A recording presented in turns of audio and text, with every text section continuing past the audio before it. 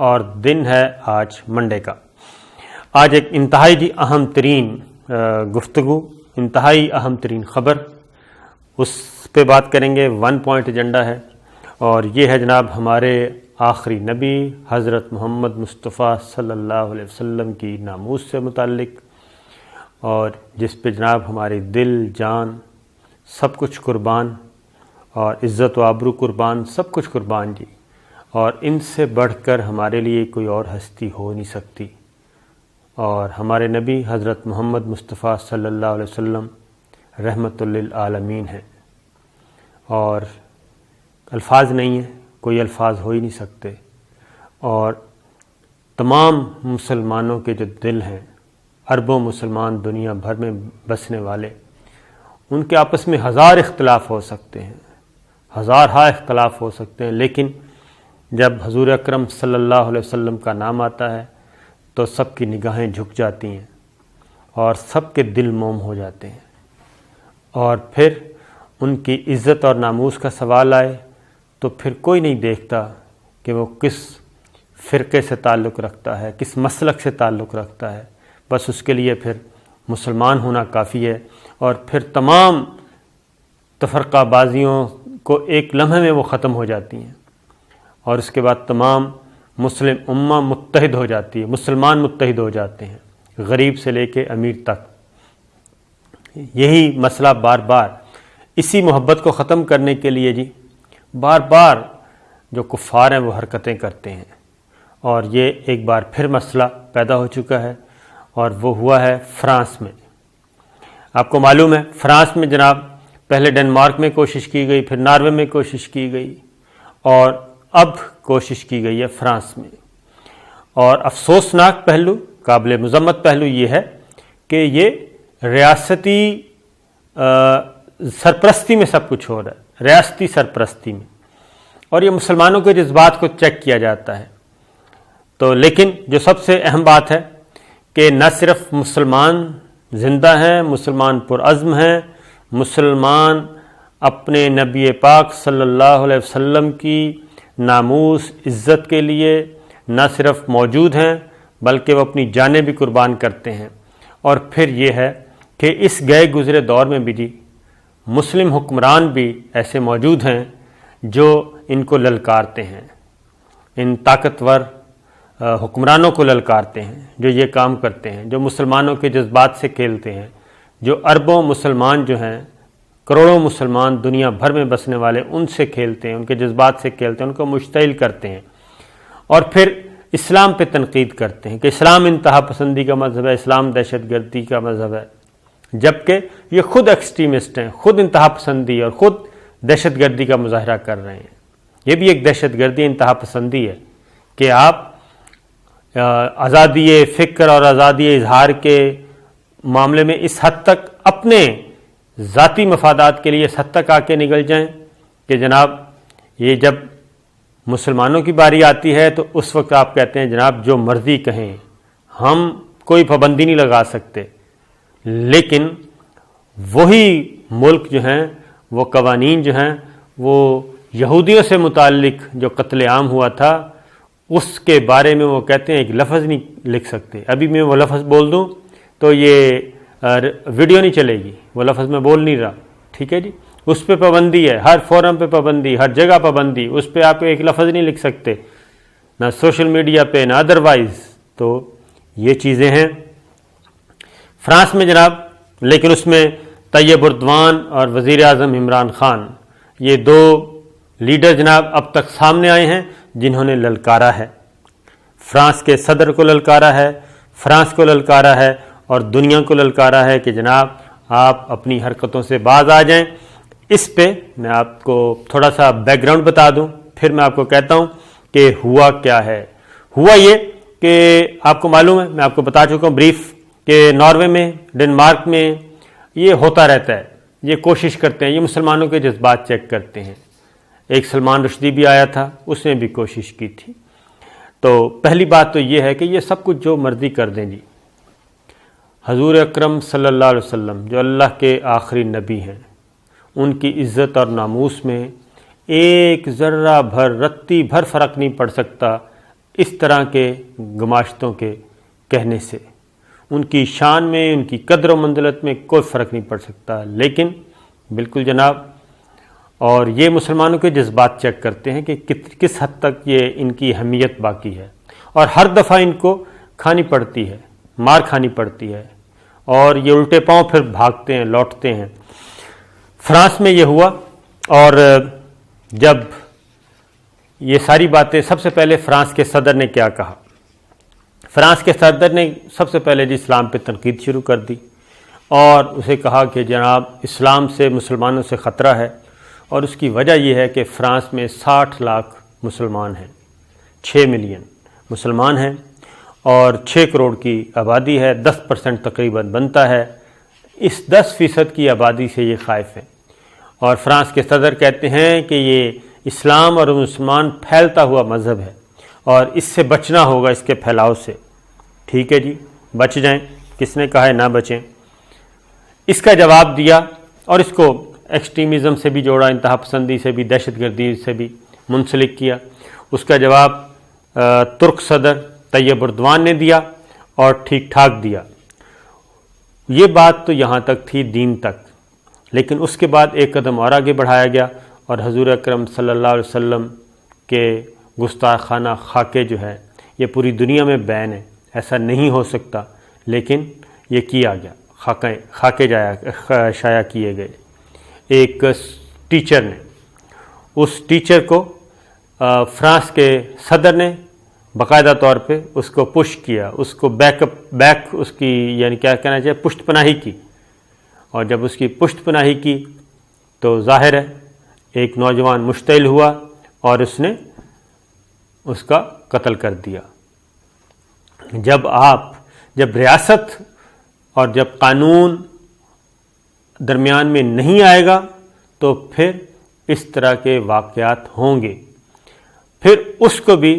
نہ صرف یہ بلکہ ایک مسجد کو بھی سیل کر دیا فرانس نے، اور جب مسجد کو سیل کیا پھر جرمن میں ایک چھاپا مارا گیا مسجد پہ، اور اس طریقے سے ایک کیوس پیدا کرنے کی کوشش کی گئی، مسلمانوں کو مشتعل کرنے کی کوشش کی گئی. اس پہ طیب اردوان نے ایک سٹیٹمنٹ دیا فرانسیسی صدر کے بارے میں. انہوں نے کہا کہ فرانس کے اسلام سے متعلق جو بیانات ہیں، انہوں نے کہا کہ فرانسیسی صدر کو اپنا دماغی علاج کروانا چاہیے اور دماغی معائنہ کروانا چاہیے، کیونکہ ان کا دماغ صحیح لگتا نہیں ہے. جب یہ بات کی تو اس کے بعد، کیونکہ انہوں نے کہا کہ جو فرانس کے صدر ہیں وہ انتشار پھیلانے کی کوششیں کر رہے ہیں، اور انہوں نے ایک تقریر کی. انہوں نے کہا کہ میں اپنے رہنما کے بارے میں کیا کہہ سکتا ہوں، جو مختلف مذاہب سے تعلق رکھنے والے لاکھوں لوگوں سے ایسا برتاؤ کیا، تو وہ پہلے اپنا دماغی علاج کروائیں. اور انہوں نے یہ بھی کہا کہ ایک شخص نے اسلام اور مسلمانوں کے جذبات کو مجروح کیا، اسی ٹیچر کی طرف اشارہ ہے. اور انہوں نے کہا کہ فرانسیسی صدر کا مسئلہ یہ ہے کہ ان کو 2022 کا انتخابات ہے وہ جیتتے ہوئے نظر نہیں آ رہے، اس لیے ان کا یہ ایشو ہے. پھر ایک اور بات بھی طیب اردوان نے کی. طیب اردوان نے کہا کہ یہ جو کچھ آپ کر رہے ہیں اس سے دین کو تو کوئی فرق نہیں، دین اسلام کو کوئی فرق نہیں پڑے گا، اور مسلمانوں کو بھی کوئی فرق نہیں پڑے گا. لیکن اس سے یہ ضرور ہے کہ فرانس کا صدر جو ہے وہ اتحاد کے بجائے، دنیا میں اتحاد کے بجائے، مختلف کمیونٹی میں اتحاد کے بجائے نفرت پھیلا رہا ہے. لہذا انہوں نے ان کو دماغی طور پہ پاگل قرار دے دیا. ترکی سے فرانس کے سفیر کو واپس بلا لیا گیا جناب، احتجاجاً. یہ کام ہو گیا. اور اس کے بعد اگلا کام یہ ہوا کہ اس کے بعد بھی ایک اور بات بھی یہ کی کہ فرانس کے صدر نے معاملے کو بہت ہی زیادہ اس کو اچھالا اور طنزیہ جملے کہے، طنزیہ جملے، مذاق اور اس طرح کے کام کیے. تو ظاہر ہے اس کے بعد جناب سفیر واپس بلا لیا گیا، اور ترکی نے کہا اس سے ہمیں کوئی فرق نہیں پڑتا۔ پھر کویت نے یہ کیا، کویت کے امیر نے، ان کو کریڈٹ دینا چاہیے، انہوں نے یہ کہا کہ فرانس کی جو مصنوعات ہیں ان کا بائیکاٹ کیا جائے اپنے ملک میں۔ انہوں نے کہا، انہوں نے یہ کر دیا باقاعدہ طور پہ کہ کویت میں فرانس کی مصنوعات جو ہیں وہ بائیکاٹ کیا جائے، معاشی بائیکاٹ کیا جائے، تاکہ ان کے ہوش جو ہیں وہ ٹھکانے آئیں۔ اس کے بعد وزیر اعظم عمران خان، دوسرے مسلم حکمران ہیں جناب، جو میدان میں اترے اور انہوں نے کہا کہ فرانس کے صدر کے بیان سے کروڑوں مسلمانوں کے جذبات مجروح ہوئے ہیں اور فرانسیسی صدر نے جان بوجھ کر اسلام پر حملہ کر کے اسلامو فوبیا کی حمایت کی ہے۔ عمران خان نے یہ کہا کہ جناب گستاخانہ خاکوں کے سلسلے میں فرانسیسی صدر کا بیان بہت ہی نامعقول اور قابل مذمت ہے۔ انہوں نے کہا کہ فرانسیسی صدر نے انتہا پسندی کو مسترد کرنے کے بجائے تقسیم کو بڑھاوا دیا اور یہ خطرناک صورتحال، انہوں نے کہا کہ جہالت پر مبنی بیانات انتہا پسندی کو مزید فروغ دیتے ہیں۔ فرانس کے صدر پہ انہوں نے فرانس کے صدر نے جو بیان دیا تھا اسلام کے بارے میں اور اس مجرم کے بارے میں، عمران خان نے کہا جی لیڈر کی پہچان یہ ہے کہ وہ انسانوں کو متحد کرتا ہے، جیسے نیلسن منڈیلا نے تقسیم کے بجائے لوگوں کو متحد کیا تھا۔ اور انہوں نے کہا کہ فرانس کے صدر کے اقدام سے پولرائزیشن بنیاد پرستی کا سبب بنے گی اور کروڑوں مسلمانوں کے جذبات فرانس کے صدر نے مجروح کیے ہیں۔ اور انہوں نے کہا کہ ہمارے پیغمبر حضرت محمد مصطفیٰ صلی اللہ علیہ وسلم کو نشانہ بنانے والے گستاخانہ کارٹونسٹ کی نمائش کی حوصلہ افزائی کے ذریعے فرانسیسی صدر نے واضح طور اس بارے میں کچھ سمجھے بغیر یورپ اور پوری دنیا کے لاکھوں مسلمانوں کے جذبات پر حملہ کیا ہے۔ انہوں نے اپنے ٹویٹ میں کہا، وزیر اعظم نے جی بدقسمتی کی بات ہے کہ فرانس کے صدر نے دہشت گردی کرنے والے دہشت گردوں، خواہ وہ مسلمان ہوں، سفید فام ہوں، بالادست ہوں یا نازی نظریہ کے بجائے اسلام پر حملہ کر کے اسلامو فوبیا کی حوصلہ افزائی کا انتخاب کیا۔ افسوس کی بات ہے صدر میکرون نے جان بوجھ کر مسلمانوں اور شہریوں کو مشتعل کرنے کا عمل کیا۔ یہ جناب ہے۔ اور اس کے بعد عمران خان صاحب نے جی ایک اور کام بھی کیا۔ اب اس سے آپ اندازہ کر لیں، خود ہی اندازہ کر لیں کہ کون اس پہ وزیر اعظم عمران خان کے بارے میں جی یہ کیوں پروپیگنڈا کرتے ہیں، کیونکہ ان کے جو اقدامات ہیں، جو ان کے اعمال ہیں، وہ تو ایسا کچھ نہیں بتا رہے۔ وہ اب انہوں نے فیس بک کی جی سی او کو خط لکھا ہے اور انہوں نے لکھا ہے کہ جناب میں آپ کو خط پڑھ کے سناتا ہوں، اس سے آپ اندازہ کر لیں کہ وزیر اعظم عمران خان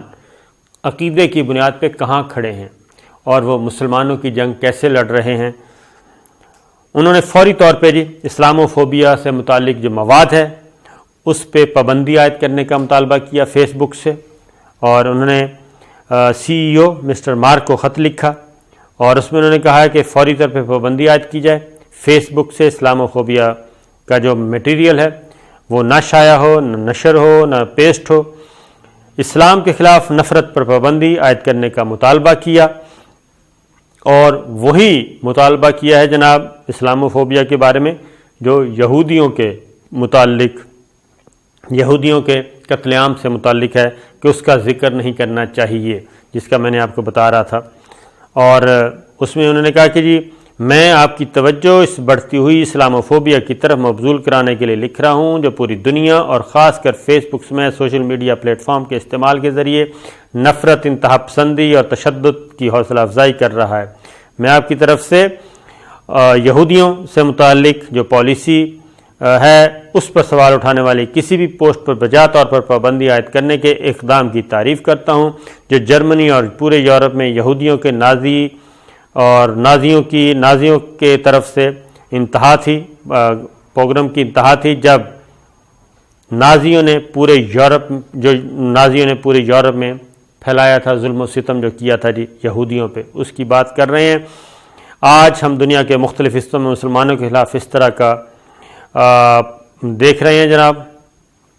رویہ بدقسمتی سے کچھ ریاستوں میں مسلمانوں کو ان کے شہریت کے حقوق اور لباس سے لے کر عبادت تک جمہوری ذاتی انتخاب سے انکار کیا جا رہا ہے۔ ہندوستان میں مسلم مخالف قوانین اور CA اور NRC جیسے اقدامات، مسلمانوں کی ٹارگٹ کلنگ، مسلمانوں کو کورونا کا ذمہ دار قرار دینا اسلاموفوبیا کے مکروہ مظاہرہ کی عکاس ہیں۔ فرانس میں اسلام دہشت گردی سے وابستہ اور گھناؤنے کارٹونوں کی اشاعت کو اسلام کو نشانہ بنایا جا رہا ہے، اور ہمارے پیغمبر محمد مصطفیٰ صلی اللہ علیہ وسلم کے بارے میں جو کچھ شائع کیا جا رہا ہے یہ قابل برداشت نہیں۔ اس کے نتیجے میں فرانس میں مسلمانوں کی مزید پولرائزیشن اور پسماندگی کا سامنا کرنا پڑے گا۔ فرانس انتہا پسند مسلم شہریوں اسلام کے مرکزی دھارے میں شامل مسلمان شہریوں میں کس طرح تمیز کریں گے؟ ہم نے دیکھا ہے کہ ذہنی پسماندگی کس طرح لاحملہ انتہا پسندی کی طرف لے جاتی ہے، جس کی دنیا کی ضرورت ہے۔ یہ سب کچھ جناب ایک طویل خط لکھا، انہوں نے کہا کہ یہ مسلمانوں کو قابل قبول نہیں ہے، اور اس لیے یہ اپنے آپ میں تعصب اور تعصب کی عکاس ہے جو مزید بنیاد پرستی کی حوصلہ افزائی کرے گا۔ یعنی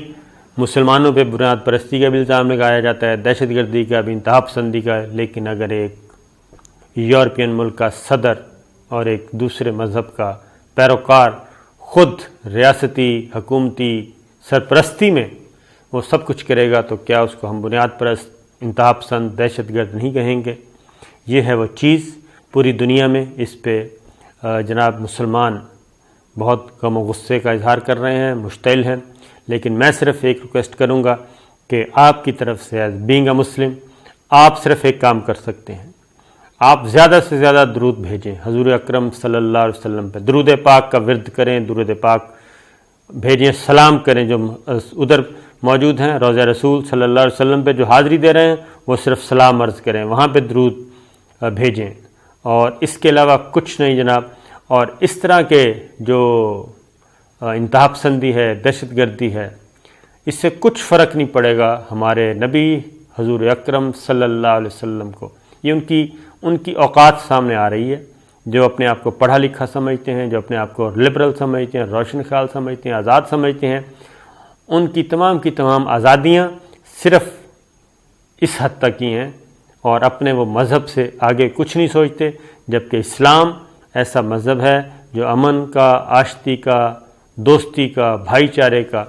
مذہب ہے۔ اور ہمارے تو اپنے نبی حضور اکرم صلی اللہ علیہ وسلم خاتم النبیین، ان کا تو اپنا اسوہ حسنہ ہی اتنا زبردست ہے جی، وہ تو اپنے دشمنوں کے ساتھ بھی